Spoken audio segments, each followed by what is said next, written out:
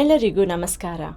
ಈ ವಿಡಿಯೋದಲ್ಲಿ AC single phase ಮೋಟಾರ್ಗಳ ಮೇಂಟೆನೆನ್ಸ್, ಸರ್ವಿಸ್ ಮತ್ತು ರಿಪೇರಿಯನ್ನು ಹೇಗೆ ಕೈಗೊಳ್ಳುವುದು ಎಂಬುದನ್ನು ಕಲಿಯೋಣ.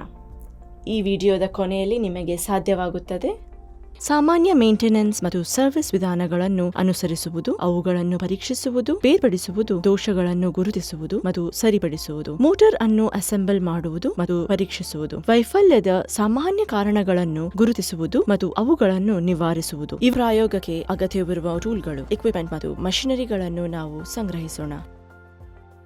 Electrician tool kit, set of double-ended spanner, pulley puller 100 mm, pulley puller 150 mm, nylon hammer, multimeter, industrial thermometer, metric, megger, voltmeter, moving iron type, ammeter, moving iron type, fraction horsepower AC single phase, split phase, motor, ICDP switch, test lamp, PVC insulated copper cable. Maintenance ಮತ್ತು service ಅನ್ನು ನಿರ್ವಹಿಸುವುದು. ಮೋಟರಿನ name plate ವಿವರಗಳನ್ನು ಓದಿ ಮತ್ತು ಕೋಷ್ಟಕದಲ್ಲಿ ದಾಖಲಿಸಿ. ಅನುಗುಣವಾದ ಐಸಿಡಿಬಿ main switch ಅನ್ನು ಆಫ್ ಮಾಡಿ. ಫ್ಯೂಸ್ ಗಳನ್ನು ತೆಗೆದುಹಾಕಿ ಮತ್ತು ಸುರಕ್ಷಿತ ಕಸ್ಟಡಿಯಲ್ಲಿ ಇರಿಸಿ. ಐಸಿಡಿಬಿಗೆ ಪವರ್ ಸಪ್ಲೈ ಮಾಡುವ ಸಬ್ ಸರ್ಕ್ಯೂಟ್ ಫ್ಯೂಸಸ್ ಗಳನ್ನು ತೆಗೆದುಹಾಕಿ. ಬ್ರಷ್ ನಿಂದ ಮೇನ್ ಸ್ವಿಚ್ ಅನ್ನು ಸ್ವಚ್ಛಗೊಳಿಸಿ. ಐಸಿಡಿಬಿ ಮೇನ್ ಸ್ವಿಚ್ ನ ಇನ್ಕಮಿಂಗ್ ಮತ್ತು ಔಟ್ ಗೋಯಿಂಗ್ ಲೀಡ್ ಗಳನ್ನು ಬಣ್ಣಗುಂದುವಿಕೆಗಾಗಿ ಪರಿಶೀಲಿಸಿ. ಬಣ್ಣಗುಂದುವಿಕೆಯು ಸಾಮಾನ್ಯವಾಗಿ ಸಡಿಲವಾದ ಟರ್ಮಿನಲ್ ಕನೆಕ್ಷನ್ ಅನ್ನು ಸೂಚಿಸುತ್ತದೆ. ಕೇಬಲ್ ಟರ್ಮಿನಲ್ ಕನೆಕ್ಷನ್ ಸ್ಕ್ರೂಗಳನ್ನು ಪರಿಶೀಲಿಸಿ ಮತ್ತು ಸ್ಕ್ರೂ ಡ್ರೈವರ್ ಸಹಾಯದಿಂದ ಅವುಗಳನ್ನು ಬಿಗಿಗೊಳಿಸಿ. ಸ್ಟಾರ್ಟರ್ ಕವರ್ ಅನ್ನು ತೆರೆಯಿರಿ ಮತ್ತು ಬ್ರಷ್ ನೊಂದಿಗೆ ಭಾಗಗಳನ್ನು ಸ್ವಚ್ಛಗೊಳಿಸಿ. ಲೀಡ್ಗಳು ಮತ್ತು ಟರ್ಮಿನಲ್ ಸ್ಕ್ರೂಗಳನ್ನು ಪರಿಶೀಲಿಸಿ. ಸ್ಕ್ರೂಗಳು ಸಡಿಲವಾಗಿ ಕಂಡುಬಂದರೆ ಬಿಗಿಗೊಳಿಸಿ. ಓವರ್ಲೋಡ್ ಸೆಟ್ಟಿಂಗ್ ಅನ್ನು ಪರಿಶೀಲಿಸಿ ಮತ್ತು ಅಗತ್ಯವಿದ್ದಲ್ಲಿ ಅದನ್ನು ಮೋಟಾರ್ನ ರೇಟೆಡ್ ಕರೆಂಟ್ಗೆ ಹೊಂದಿಸಿ. ಫಿಟ್ಟಿಂಗ್ ಗಾಗಿ ಸ್ಟಾರ್ಟರ್ನ ಕಾಂಟ್ಯಾಕ್ಟ್ ಪಾಯಿಂಟ್ ಗಳನ್ನು ಪರಿಶೀಲಿಸಿ. ಕಾಂಟ್ಯಾಕ್ಟ್ ಪಾಯಿಂಟ್ಗಳು ಲಘುವಾಗಿ ಫಿಟೆಡ್ ಆಗಿದ್ದರೆ ಅವುಗಳನ್ನು ಸ್ವಚ್ಛಗೊಳಿಸಲು ಸ್ಯಾಂಡ್ ಪೇಪರ್ ಅನ್ನು ಬಳಸಿ. ಕೆಟ್ಟದಾಗಿ ಫಿಟೆಡ್ ಅಥವಾ ಡ್ಯಾಮೇಜ್ ಆಗಿರುವ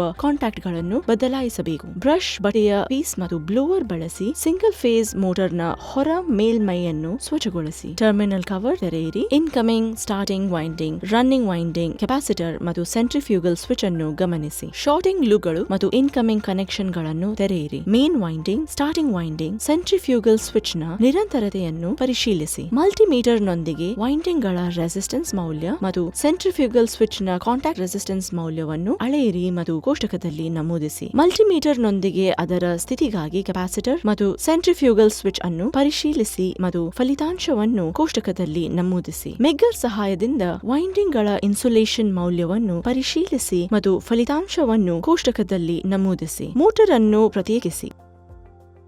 ಬ್ರಷ್ ಮತ್ತು ಬ್ಲೋವರ್ ನೊಂದಿಗೆ ಸ್ಟೇಟರ್ ಮತ್ತು ರೋಟರ್ ಅನ್ನು ಸ್ವಚ್ಛಗೊಳಿಸಿ. ಸೀಮೆ ಎಣ್ಣೆಯಿಂದ ಬೇರಿಂಗ್ಗಳು ಮತ್ತು ಗ್ರೀಸ್ ಗಳನ್ನು ಸ್ವಚ್ಛಗೊಳಿಸಿ ಮತ್ತು ಬೇರಿಂಗ್ ಅನ್ನು ಪರಿಶೀಲಿಸಿ. ಸವಿದಿರುವ ಬೇರಿಂಗ್ ಅನ್ನು ಗುರುತಿಸಿ ಅದನ್ನು ಅದೇ ಪ್ರಕಾರದೊಂದಿಗೆ ಬದಲಾಯಿಸಿ. ಇಂಟರ್ನಲ್ ಕನೆಕ್ಷನ್ಗಳು ಮತ್ತು ಲೀಡ್ ಇನ್ಸುಲೇಷನ್ ಗಳನ್ನು ಪರಿಶೀಲಿಸಿ. ಅಗತ್ಯವಿದ್ದರೆ ಲೀಡ್ ಗಳನ್ನು ಇನ್ಸುಲೇಟ್ ಮಾಡಿ. ರೋಟರ್ ಬಾರ್ ಗಳನ್ನು ಪರಿಶೀಲಿಸಿ. ಯಾವುದೇ ಸಡಿಲವಾದ ಬಾರ್ ಕಂಡುಬಂದರೆ ಅದನ್ನು ಬ್ರೇಸ್ ಮಾಡಬೇಕು. ರಬ್ಬಿಂಗ್ ಮಾರ್ಕಿಂಗ್ ಗಳಿಗಾಗಿ ರೋಟರ್ ಮತ್ತು ಸ್ಟೇಟರ್ ಸರ್ಫೇಸ್ ಅನ್ನು ಪರಿಶೀಲಿಸಿ.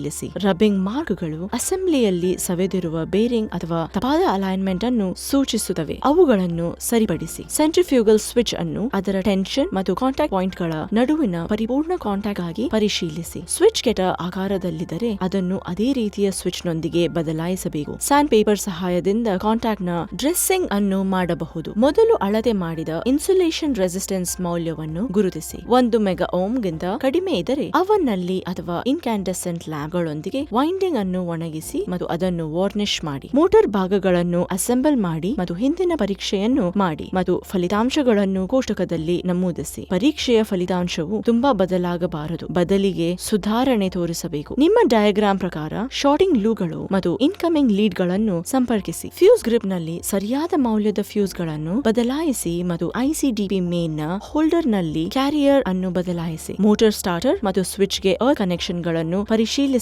ಅಗತ್ಯವಿದ್ದರೆ ಅವುಗಳನ್ನು ಸರಿಪಡಿಸಿ. ಮೋಟಾರ್ ಅನ್ನು ಪ್ರಾರಂಭಿಸಿ ಮತ್ತು ಸುಮಾರು 30 ನಿಮಿಷಗಳ ಕಾಲ ಟೆಸ್ಟ್ ರನ್ ಮಾಡಿ. ಮೋಟಾರಿನ ಫ್ರೇಮ್ ಟೆಂಪರೇಚರ್ ಅನ್ನು ಪರಿಶೀಲಿಸಿ ಮತ್ತು ಟೆಂಪರೇಚರ್ ಸಮಂಜಸವಾದ ಮಿತಿಗಳಲ್ಲಿದೆ ಎಂದು ನಿಮ್ಮ ತೃಪ್ತಿಯ ಮಟ್ಟಕ್ಕೆ ಕಂಡುಕೊಳ್ಳಿ. ಯಾವುದೇ ಅನಗತ್ಯ ಶಬ್ದ ಅಥವಾ ಕಂಪನಗಳಿಗಾಗಿ ಪರಿಶೀಲಿಸಿ. ಮೋಟಾರ್ ನಿಲ್ಲಿಸಿ ಮತ್ತು ಮೇಂಟೆನೆನ್ಸ್ ಕಾರ್ಡ್ ನಲ್ಲಿ ನಿಮ್ಮ ಅವಲೋಕನಗಳನ್ನು ಬರೆಯಿರಿ. ಯಾವುದೇ ಅನಗತ್ಯ ಶಬ್ದ ಅಥವಾ ಕಂಪನಗಳು ಕಂಡುಬಂದರೆ ಮೋಟಾರ್ ಅನ್ನು ನಿಲ್ಲಿಸಿ ಮತ್ತು ಎಂಡ್ ಪ್ಲೇಟ್ ಬೋಲ್ಟ್ಗಳು ಮತ್ತು ಫ್ರೇಮ್ ಬೋಲ್ಟ್ ಗಳ ಬಿಗಿತವನ್ನು ಎಲ್ಲವನ್ನು ಮರುಪರಿಶೀಲಿಸಿ. ಪವರ್ ಸಪ್ಲೈನಲ್ಲಿ ವಿಫಲವಾದರೆ ಸಮಸ್ಯೆಯನ್ನು ಪರಿಹರಿಸುವ ವಿಧಾನ. ಸ್ಟಾರ್ಟರ್ ಇನ್ಕಮಿಂಗ್ ಟರ್ಮಿನಲ್ಗಳಲ್ಲಿ ಪವರ್ ಸಪ್ಲೈ ಅನ್ನು ಪರೀಕ್ಷಿಸಿ. ದೋಷಕ್ಕಾಗಿ ಸ್ಟಾರ್ಟರ್ ಅನ್ನು ಪರಿಶೀಲಿಸಿ. ಇಲ್ಲದಿದ್ದರೆ ಮೇನ್ ಸ್ವಿಚ್ ಮತ್ತು ಫ್ಯೂಸ್ ಗಳನ್ನು ಪರಿಶೀಲಿಸಿ. ಅಗತ್ಯವಿದ್ದರೆ ಫ್ಯೂಸ್ ಗಳನ್ನು ಬದಲಾಯಿಸಿ ಅಥವಾ ಪವರ್ ಸಪ್ಲೈ ಅನ್ನು ಮರುಸ್ಥಾಪಿಸಿ. ಲೋ ವೋಲ್ಟೇಜ್ ಇದ್ದರೆ ಮೇನ್ ನಲ್ಲಿನ ವೋಲ್ಟೇಜ್ ಅನ್ನು ಅಳೆಯಿರಿ ಮತ್ತು ನೇಮ್ ಪ್ಲೇಟ್ ರೇಟಿಂಗ್ ನೊಂದಿಗೆ ಹೋಲಿಕೆ ಮಾಡಿ. ಸಾಮಾನ್ಯ ಸಪ್ಲೈ ಅನ್ನು ಮರುಸ್ಥಾಪಿಸಿ ಅಥವಾ ಅಂಡರ್ ರೇಟಿಂಗ್ ಗಾಗಿ ಕೇಬಲ್ ಗಳನ್ನು ಪರಿಶೀಲಿಸಿ.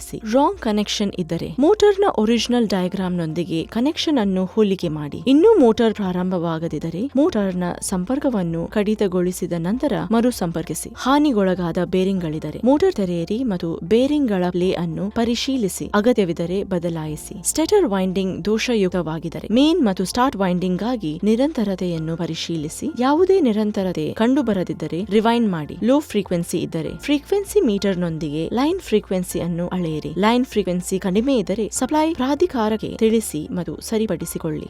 ಇದರೊಂದಿಗೆ ಎಸಿ ಸಿಂಗಲ್ ಫೇಸ್ ಮೋಟಾರ್ಗಳ ಮೇಂಟೆನೆನ್ಸ್, ಸರ್ವಿಸ್ ಮತ್ತು ರಿಪೇರಿಯನ್ನು ಹೇಗೆ ನಿರ್ವಹಿಸುವುದು ಎಂಬುದರ ಕುರಿತ ಅಭ್ಯಾಸವು ಮುಕ್ತಾಯಗೊಳ್ಳುತ್ತದೆ. ಈಗ ನಿಮಗೆ ಈ ಕೆಳಗಿನವು ಸಾಧ್ಯವಾಗುತ್ತದೆ ಎಂದು ಭಾವಿಸುತ್ತೇವೆ.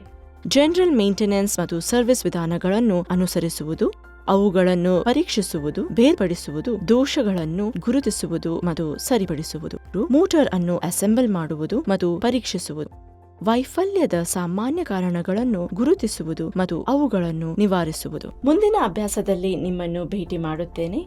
ಧನ್ಯವಾದಗಳು.